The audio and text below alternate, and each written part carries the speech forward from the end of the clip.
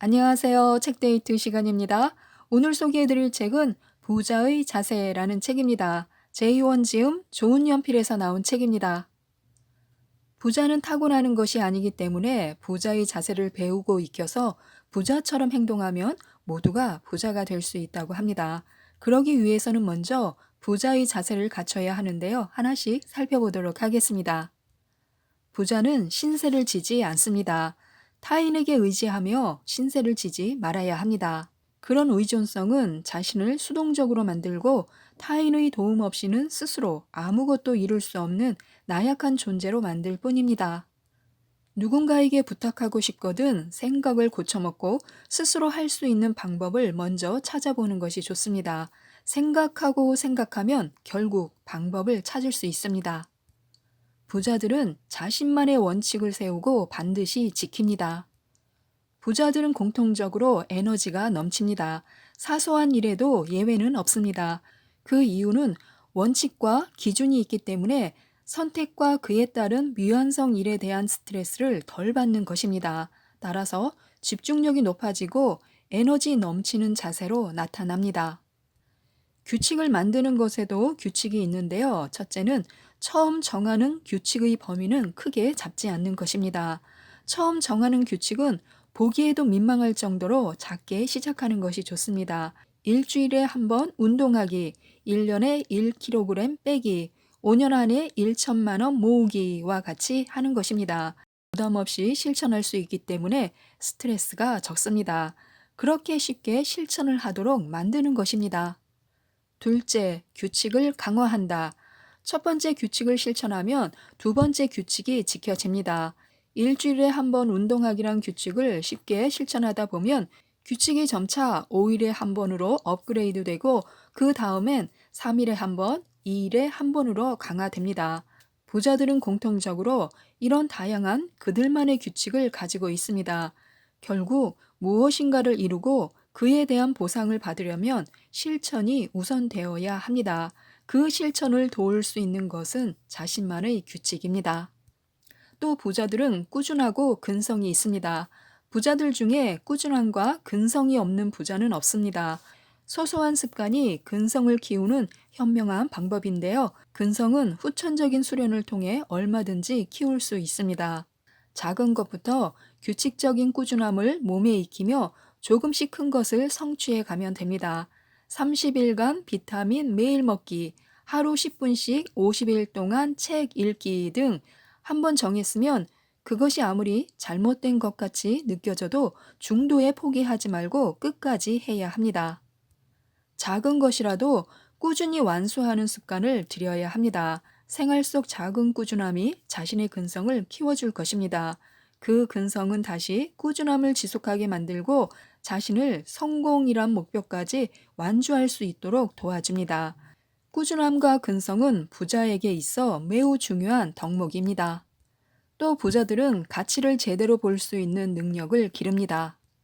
필요 없는 경험은 없다라는 말처럼 하나를 정해서 작은 결과라도 만들어 보면 그런 과정이 곧 성장으로 이어집니다. 벤치마킹을 하면 시간은 좀 더 걸릴 수 있지만 그 과정을 통해 진짜 가치를 보는 안목과 핵심을 보는 능력을 키울 수 있습니다.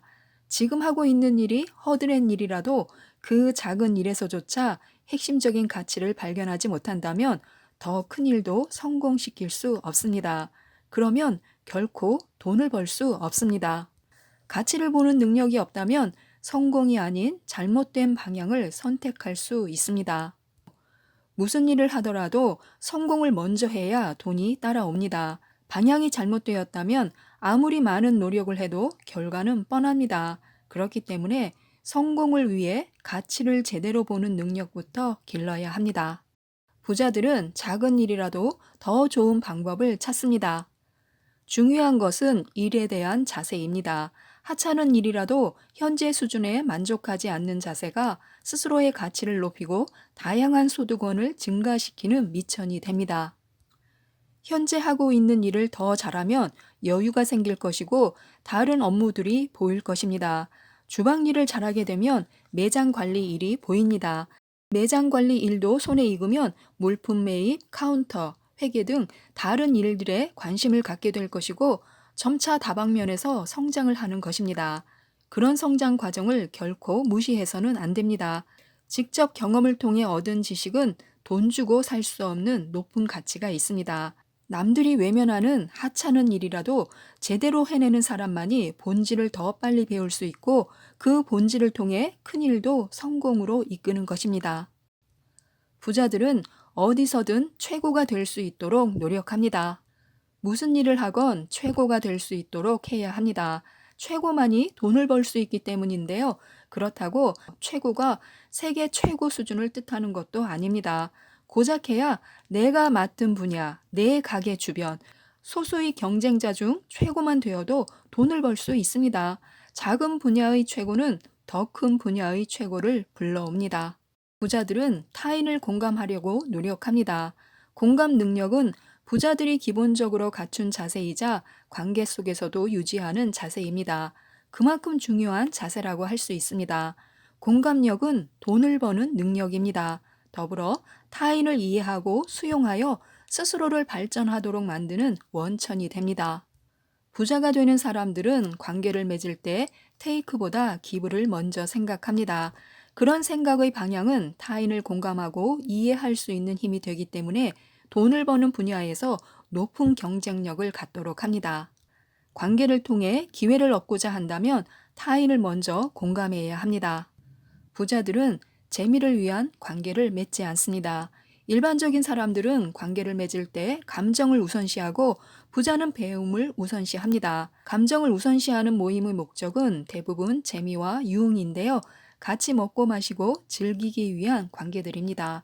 하지만 부자들은 배움을 우선으로 합니다. 가치관이 같고 목적과 방향이 맞는 사람들끼리 서로 배우기 위한 관계만을 맺습니다. 불균형한 관계는 서로 발전이 없습니다. 타인의 모습이나 자세를 통해 배울 수 있는 것도 없습니다. 부족한 입장은 채우기 바쁘고 넉넉한 입장은 피하기 바쁩니다. 그런 관계는 결코 서로에게 발전이 없기 때문에 오래가지 못합니다. 성공하고 싶다면 감정으로 맺어진 관계를 다시 깊게 생각해 보는 것이 좋습니다. 그 관계가 자신이 일방적으로 도움만 받을 수 있다고 해도 말입니다. 그런 관계는 자신 스스로 자립하지 못하도록 만들고 의존성만 높여주기에 더 해롭습니다. 부자들은 공짜를 더 큰 비용으로 생각합니다. 서로 특별한 관계가 아님에도 밥을 얻어먹거나 무엇인가를 받는다는 건 대출을 받은 것과 같습니다. 대출은 결국 갚아야 하듯이 얻어먹은 밥이나 무엇인가를 받은 신세는 결국 더 큰 비용으로 갚아야 합니다. 부자들은 돈 쓰는 방법을 먼저 배웁니다. 현명하지 못한 돈 쓰기는 소금물과 같습니다. 소금물은 먹으면 먹을수록 갈증이 나고 더 많은 소금물을 먹게 됩니다.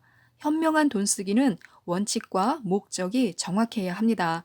자신의 수입을 초과하는 돈 쓰기는 절대 하지 않는다는 원칙을 정하고 돈을 쓰는 목적이 명확해야 합니다. 부자들은 돈에 대해 위선적이지 않습니다. 많은 사람들이 부자를 꿈꿉니다. 경제적 자유를 통한 여유로운 삶을 꿈꿉니다. 그런데 정작 부자가 되고 싶어 하는 사람들의 머릿속은 온통 돈 쓰는 생각뿐입니다.